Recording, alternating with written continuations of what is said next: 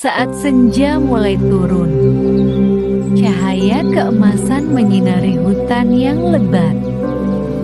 Peri Merala dengan sayap berkilaunya yang seperti permata terbang di antara pepohonan. Ia senang melihat hewan-hewan bermain dengan riang. Tiba-tiba, suara rintihan terdengar dari dalam semak-semak. Merala berhenti dan mencari sumber suara itu. Ia menemukan seekor rusa kecil terjebak dalam perangkap besi yang dipasang oleh pemburu. Merala mendekat dan mengusap kepala rusa untuk menenangkannya. Dengan kekuatan sihirnya, ia mengeluarkan cahaya hijau dari tangannya. Tali perangkap itu bergetar dan terbuka, membebaskan rusa yang terluka. Ketika rusa mencoba berdiri, Merala mendengar suara langkah berat mendekat. Rusa itu pergi berlari ketakutan. Merala segera bersembunyi di balik semak-semak. Ia memperhatikan seorang pemburu dengan wajah penuh amarah. Pemburu itu melihat perangkapnya terbuka dan berteriak, "Siapa yang berani merusak pekerjaanku?" Ia memeriksa jejak di tanah dan mulai mencari pelaku di sekitar hutan. Merala tetap diam. Pemburu terus mengawasi hutan, tetapi pada akhirnya pergi dengan wajah kesal. Merala menghela napas lega dan terbang kembali ke rumahnya. Saat pagi tiba, Merala berpikir tentang cara menghentikan pemburu itu selamanya. Ia teringat kain putih yang tersangkut di dahan pohon dekat tempat kejadian semalam.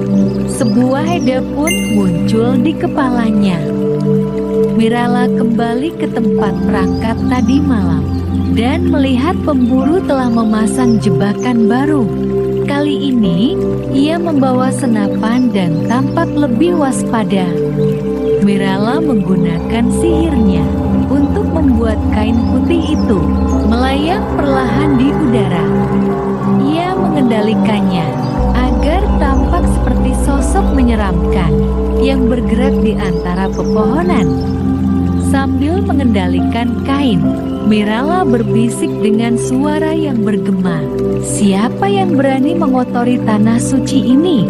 Suaranya terdengar seperti berasal dari dunia lain. Pemburu itu terkejut. Ia melihat kain putih melayang dan bergerak mendekatinya. Wajahnya pucat dan ia mulai mundur dengan gugup. Merala menambahkan cahaya kehijauan pada kain putih itu dan membuat angin bertiup lebih kencang, menggoyangkan pohon-pohon. Kain itu tampak semakin menyeramkan, seolah ada hantu yang marah di dalamnya. "Apa ini? Hantu!" teriak pemburu itu ketakutan.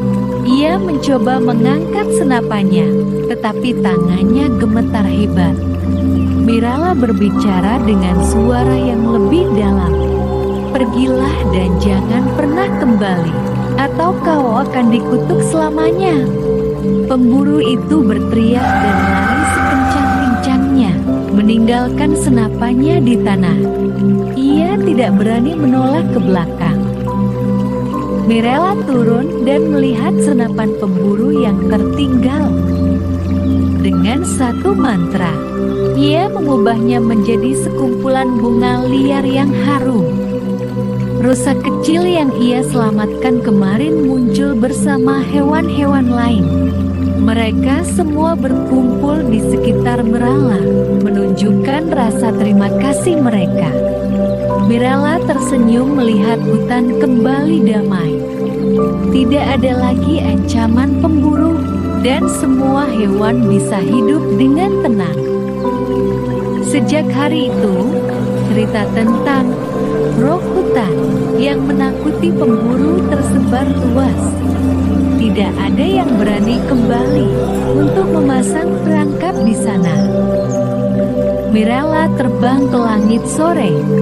Ia merasa bahagia karena berhasil melindungi hutan dan penghuninya. Ia berjanji akan selalu menjaga tempat itu, memastikan tidak ada makhluk jahat yang berani mengganggu lagi.